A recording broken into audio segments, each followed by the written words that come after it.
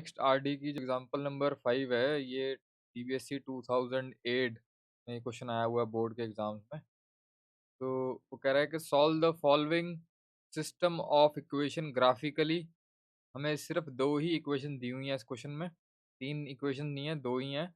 And hence find the value of A if 4x plus 3y is equal to a यहाँ पे unknown है।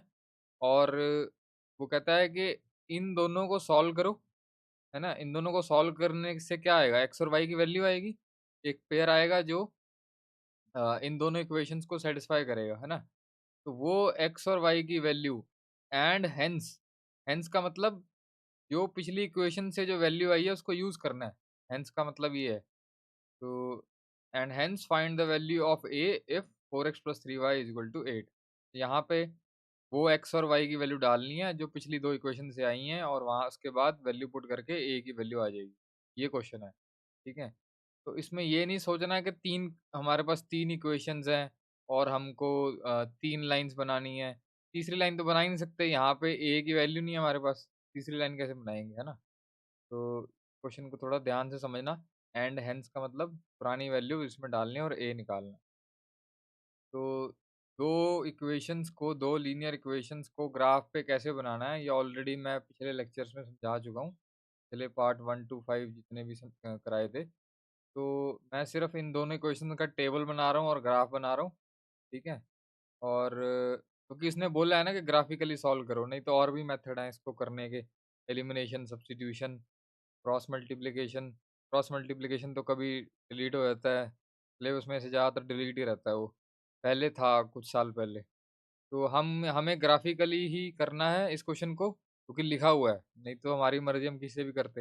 अगर किसी और से कर देंगे, आंसर सही भी होगा एक्स और वाई की वैल्यू, तब भी यहाँ नंबर नहीं मिलेंगे, ठीक है। तो अगर ग्राफिकली लिखा है तो ग्राफिकली ही करना है। तो इन दोनों इक्वेशंस का पहले ग्राफ बना लेते हैं।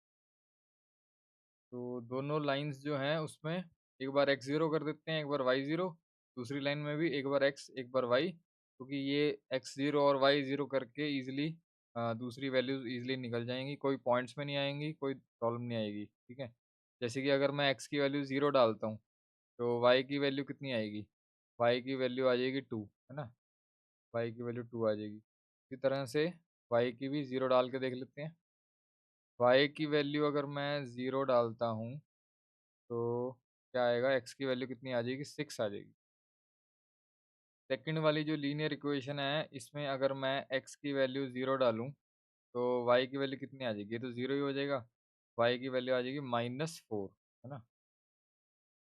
और अगर वाई की वैल्यू 0 करता हूँ, वाई की वैल्यू अगर मैं 0 करता हूँ तो एक्स की वैल्यू कितनी आ जाएगी, ये तो 0 हो जाएगा। एक्स की वैल्यू आ जाएगी 6। तो दोनों ही केसेस में एक्स की मैक्सिमम वैल्यू 6 आ रही है ना। और वाई की -4 है, मतलब नीचे की तरफ। तो अब इन दोनों का ग्राफ प्लॉट कर लेते हैं। पहले फर्स्ट वाली इक्वेशन का ग्राफ बनाते हैं, x plus 3y is equal to 6 का। तो पहला पॉइंट क्या है, एक्स की वैल्यू 0, वाई की वैल्यू 2। एक्स की वैल्यू 0, वाई की वैल्यू 2, एक पॉइंट ये आ गया। और उसके बाद एक्स की वैल्यू 6 है, वाई की वैल्यू 0। एक्स की वैल्यू 6, वाई की वैल्यू 0, तो इन दोनों पॉइंट्स को ज्वाइन किया तो ये लाइन बन गई, फर्स्ट लाइन आ गई, ठीक है, फर्स्ट इक्वेशन जो है। तो पहली लाइन जो थी, जो बनाई थी हमने, की लेबलिंग कर दी।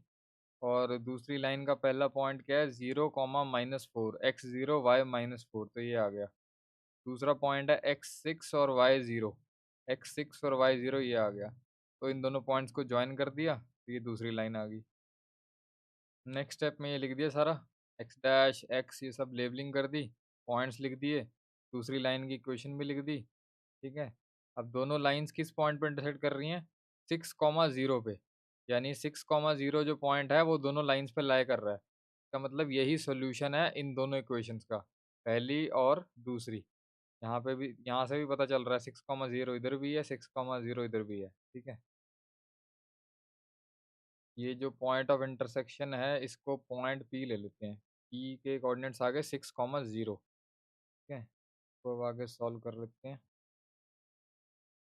आगे मैंने लिखा clearly two lines intersect at point P 6, 0, hence x is equal to 6 and y is equal to 0 is the solution of given system of equation. अब ये पॉइंट हमको यूज़ करना है जो आगे इक्वेशन हमें दी हुई है। तो ये हमारा x पार्ट है, ये y पार्ट है। तो x की जगह 6 डाल दिया, y की जगह 0 डाल दिया। ये तो 0 ही बन जाएगा। 6 4 24 और a की वैल्यू आ गई 24। बस यही निकालना था हमको, क्वेश्चन में a की वैल्यू निकालनी थी। That's it.